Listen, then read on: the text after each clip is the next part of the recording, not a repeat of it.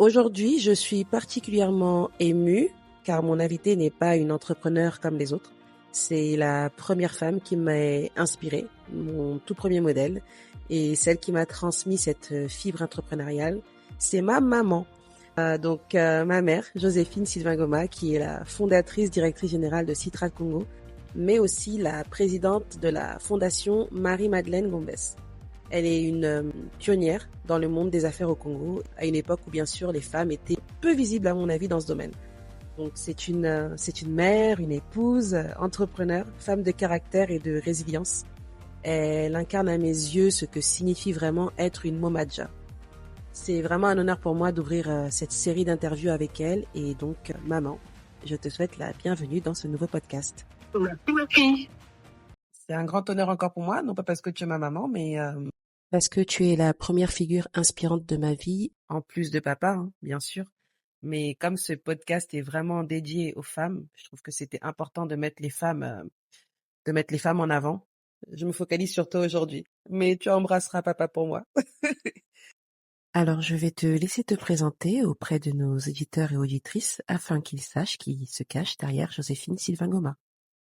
Je m'appelle Sylvain Goma Joséphine, née Chibota Moué-Poiti, descendante du roi Maluango Moué-Poiti III, qui a régné pendant 50 ans. Je suis une femme mariée avec 4 enfants. J'ai fait mes études en partie en France et une partie au Congo. Je suis sortie donc avec une licence en économie. En 81, donc j'ai commencé à travailler donc dans une société Bouygues Offshore, en abrégé Boss Congo, à Pointe-Noire. Ok, quand même une boîte bien connue sur la place. Celui qui existe toujours, mais qui est rattaché aujourd'hui à SAIPEM, qui est une des filiales de ENI. Voilà donc comment j'ai commencé donc mon parcours professionnel. Et du coup, comme je te le disais en introduction, tu es donc directrice générale d'une société congolaise, donc qui se trouve à Pointe-Noire, au Congo-Brazzaville, qui est Citrate Congo, et tu es aussi la présidente de la fondation Marie-Madeleine Gombès. Est-ce que tu peux nous parler un petit peu de ces deux entités? Dans les années 90-91, il y a eu beaucoup de mouvements au niveau du secteur pétrolier à Pointe-Noire. Bouygues Offshore Congo, faisant partie des sociétés peut-être pas entièrement parapétrolières, a connu ce mouvement de grève au niveau du Congo. Ce qui a poussé en fait cette société donc à réduire les effectifs. Au fond des relations que j'avais avec ma direction, cette dernière m'a demandé donc de me mettre en société pour pouvoir en fait gérer la problématique du personnel temporaire. D'accord. Voilà comment j'ai signé la société. D'abord, elle s'appelait pas d'abord Show Service, abréviation de mon prénom Joséphine et en même temps de mon frère Joseph. Donc moi, je viens juste après des jumeaux de ma famille et c'était mon deuxième frère qui était mort quelques années avant. Et voilà, en mémoire, j'avais voulu l'appeler comme moi, Joséphine et Joseph. Voilà pourquoi on appelait Jo Service. Dans les années 90-91, il y a eu beaucoup de mouvements au niveau du secteur pétrolier à Pointe-Noire. Bouygues Offshore Congo, faisant partie des sociétés peut-être pas entièrement parapétrolières, a connu ce mouvement de grève au niveau du Congo. Ce qui a poussé en fait cette société donc à réduire les effectifs. Au fond des relations que j'avais avec ma direction, cette dernière m'a demandé donc de me mettre en société pour pouvoir en fait gérer la problématique du personnel temporaire. D'accord. Voilà comment j'ai signé la société. D'abord, elle s'appelait pas d'abord Show Service, abréviation de mon prénom Joséphine et en même temps de mon frère Joseph. Donc moi, je viens juste après des jumeaux de ma famille et c'était mon deuxième frère qui était mort quelques années avant. Donc ça, c'est un petit peu le background de Citrate Congo, comment est né Citrate Congo. Citrate Congo a quasiment 40 ans. C'est bon, puisque dans Citrate Congo né en 87, si je peux dire. En 87, donc on a pratiquement, bien sûr, à 2 ou 3 ans, on va avoir 40 ans. Incroyable. Incroyable. Et aujourd'hui, est-ce que tu sais combien, tu peux pas peut-être te rappeler le nombre d'agents que tu as eu à peut-être placer en onshore ou offshore, mais est-ce que c'est quelque chose qui est dans l'ordre de, je ne sais pas. Oh là là, des centaines, peut-être des milliers de personnes Ouais, que j'ai j'imagine. dû utiliser pendant des années. J'imagine. Aujourd'hui, je ne peux pas te dire exactement, et énormément de sociétés avec qui nous avons travaillé, avec Boss Congo, avec GNCAC, avec Schlumberger, avec Eni, énormément Incroyable. de sociétés. Aujourd'hui encore, avec Perenco, Nomeco, avec, à l'époque c'était Surf, aujourd'hui ça s'appelle Bourbon Congo. Mmh. Bourbon et Perenco sont des sociétés qui ont un peu de 20 ans, avec plus de pratiquement 30 ans, avec qui nous travaillons déjà avec eux.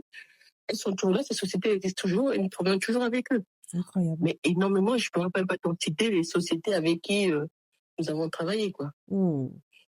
Et Incroyable. je suis toujours contente de voir quand je croise un ancien travailleur qui me dit: «Ah madame, bonjour, est-ce que vous vous souvenez de moi?» Je dis: «Dites-moi que les noms, c'est vrai, je me rappelle, mais pas toujours les visages de tous les travailleurs». Oui, j'imagine. Voilà.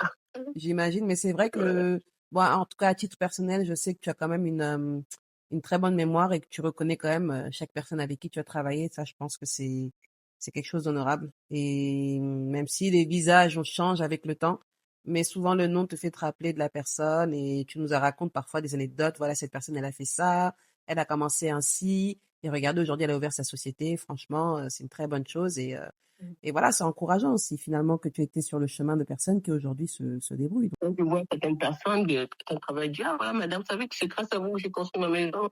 C'est grâce à vous que voilà, j'ai dit fois à mes enfants, voilà. Et madame Goma, c'est grâce à elle si elle a cette maison, c'est grâce à elle si elle a fait telle chose, telle chose». Et ça fait toujours plaisir d'entendre cela. C'est vrai. Pour te dire quand même que on a eu à travailler des personnes aujourd'hui quand même qui sont reconnaissants vis-à-vis de vous, quoi. Mhm. Ça fait quand même plaisir, quoi. Ça Voilà. fait chaud au cœur, en effet. Tu es aussi donc présidente de la fondation Marie-Madeleine Gomez. Tu peux nous en dire plus? La fondation Marie-Madeleine Gambès, qui porte le nom de ma maman, parce que ma maman s'appelle Marie-Madeleine Gambès, Mhm. et elle a toujours été une femme de cœur. Une femme de cœur parce qu'elle a toujours était toujours à l'écoute des gens, elle était toujours là à aider les gens. Je crois que c'est un peu ce côté qu'elle m'a donné, ce côté un peu proche des gens, aider son prochain, ce côté un peu humble, ce côté un peu charitable. C'est un peu ce côté que je retiens beaucoup de ma maman. Mhm. Et elle décédée, c'est vrai que j'ai pris ce côté, ces vertus qu'elle m'a inculquées. Et beaucoup de gens, après sa mort, continuent toujours à venir vers moi, me dire: «Ah, mais tiens, et la fille à madame, parce que son petit nom, c'était Mado, parce qu'elle s'appelle Marie-Madeleine, on l'appelait Mhm. Mado, maman Mado. Et beaucoup de gens venaient toujours vers moi: «Ah, la fille de maman Mado, ah, j'ai tel problème, tel problème». Voilà d'où m'est venue l'idée donc de créer cette fondation pour un peu perpétuer la mémoire de maman, quoi, de maman Mado, quoi. Mhm. Je vois. Et je l'ai mis quand même de façon plus formelle, en faisant des statuts, en créant carrément une fondation, quoi. Exactement. Fondation, bien sûr, qui est toujours dans la même vision, c'est de venir en aide à son prochain. Mhm. Voilà comment donc est née un peu la fondation Marie-Madeleine Gombès, qui existe toujours. Aujourd'hui, cette fondation, elle est surtout axée dans l'aide du prochain, comment dire, comment nous vivons, on essaie toujours d'aider tous ceux qui sont dans les difficultés, dans les problèmes. Tant mieux que mal, parce qu'aujourd'hui, faut pas se leurrer, qu'il y en a plus les mêmes moyens qu'il y a quelques années. Les affaires ne sont plus aussi florissantes qu'avant. Donc, on essaie de faire au mieux, venir toujours en aide à tous ceux qui ont le besoin. Nous sommes beaucoup plus maintenant dans la côté santé. Nous avons ouvert une polyclinique. On essaie donc de travailler avec les sociétés de la place et en aidant pour nous permettre de pouvoir aider justement les personnes démunies. Il y a ce côté toujours très, Voilà. très, très empathique, très sociable, très soucieux des autres. Toujours aider ceux qui sont dans le besoin. C'est vraiment quelque chose que je peux pas t'enlever. Je peux pas t'enlever ni à toi ni à Mémé Mado. En tout cas, pour ceux qui C'est l'ont ça. connue, c'était une femme de caractère comme toi, mais avec un cœur tellement doux, comme toi finalement. Donc, on te retrouve Voilà. beaucoup, on la retrouve beaucoup en toi. Donc, il y a quelques années, des chaises, des vélos pour paralytiques. Mhm. On a fait des dons dans nos écoles, des tables bancs. On a fait des fournitures scolaires. On a fait énormément des jouets de Noël. Tout ce qu'on a pu faire à cette époque-là, on a fait C'est vrai, énormément pour les écoles. c'est vrai. Pour les écoles qui sont dans l'arrière-pays, partout où ils étaient, on a été là présent. Mhm. Les personnes âgées, les personnes du troisième âge, on a vraiment fait tout qu'on a pu faire, tant qu'on avait les moyens, on a vraiment aidé. C'est vrai que se rendre parfois dans les orphelinats pour faire des dons, que ce soit pour Noël ou pour les rentrées scolaires, ça c'est quelque chose que j'ai beaucoup vu, que tu nous as inculqué et qui reste encore avec nous aujourd'hui. Bah écoute, tu es une maman, tu es une épouse, tu es une femme active. Bah finalement, comment tu as réussi quand même à jongler un petit peu avec toutes ces casquettes sans manuel, hein, finalement, à l'époque. Comment tu as réussi à jongler dans tout ça? Parce que je pense que ça pourrait aussi aider, éclairer certaines femmes et mamans qui sont dans une situation un petit peu multiple casquettes comme ça aujourd'hui.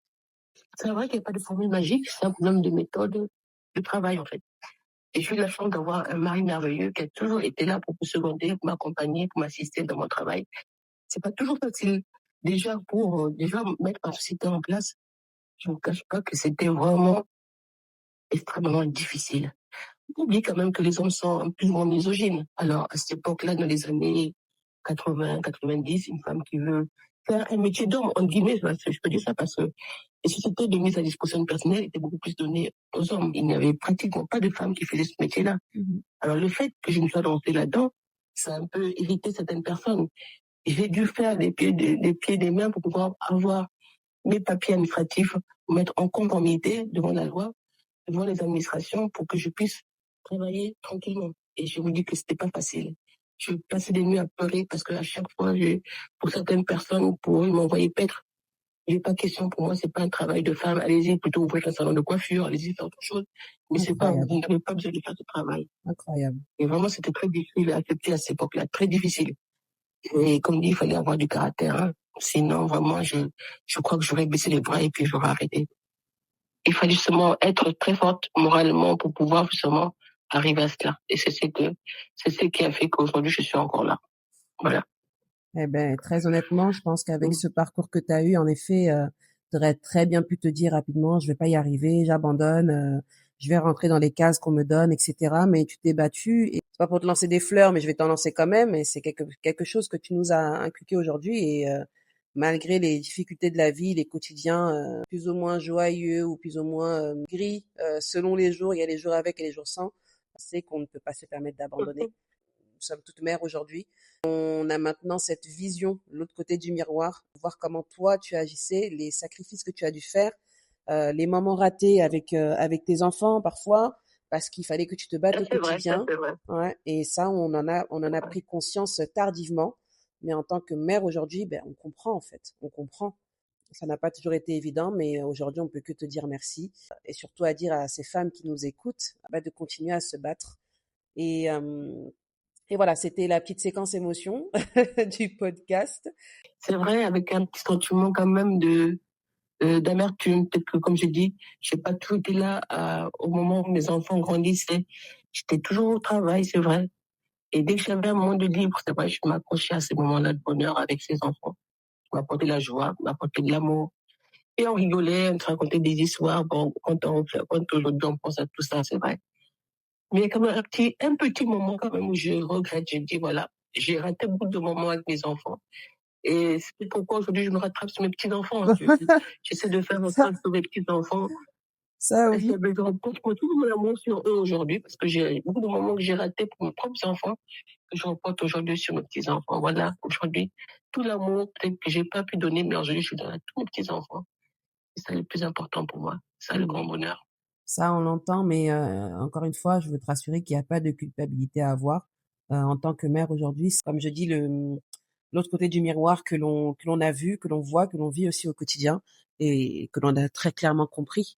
Moi, je t'ai dit une chose quand j'ai eu Ayana, donc mon premier enfant, je t'ai juste dit merci parce que je pense que ça n'a pas toujours été une partie de plaisir pour toi de sacrifier certains moments, mais je crois qu'aujourd'hui les petits enfants sont ravis que tout cet amour-là leur soit donné. Et encore une fois, comme je te dis, on sent beaucoup de résilience et de détermination, en tout cas, hein, ancrée en toi. Et je pense que c'est une force intérieure que tu nous as souvent dit que tu puisses finalement dans ta famille, dans tes enfants, grâce à ton mari aussi. C'est quelque chose aujourd'hui pour les femmes qui nous écoutent, qui certainement se reconnaîtront, que ce soit des mamans solo, que ce soit des mamans en couple. On tire beaucoup, beaucoup notre énergie de nos enfants et c'est ce qui fait qu'aujourd'hui, on se dit, on ne peut pas se permettre d'abandonner. Coûte que coûte, on y va. Pour ça, en tout cas, je te remercie énormément. Et je pense que par rapport à ton profil, beaucoup, beaucoup de femmes se reconnaîtront. Je suis tellement fière de mes enfants parce que j'ai vu qu'elles ont toutes aujourd'hui pratiquement un peu le même parcours que moi. Et je suis fière de cela. Pour moi, c'est qu'elles ont également aussi les mêmes vertus, surtout l'humilité.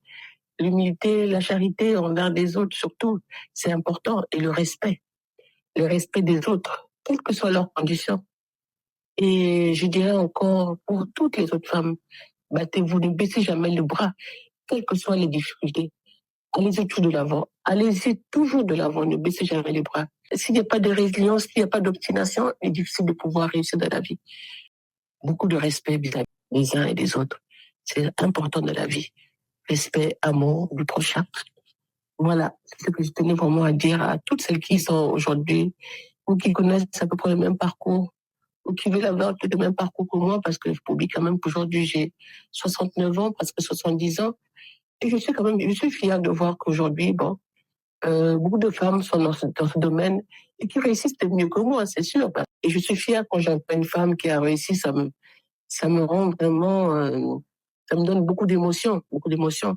Voilà, je pense que ce côté entrepreneurial, battante, combattante, vraiment déterminée, on l'a pris de toi et comme tu le dis, j'allais vraiment te poser cette question et ce conseil que tu souhaitais donner à toutes les femmes, mais tu as déjà tout dit. Voilà, beaucoup de résilience, beaucoup de respect envers soi-même et envers les autres. Pour toutes celles qui sont croyantes, toujours compter sur la force de Dieu, Avoir la foi. avoir la foi énormément, avoir la foi. Vraiment. Faut vraiment puiser énormément dedans.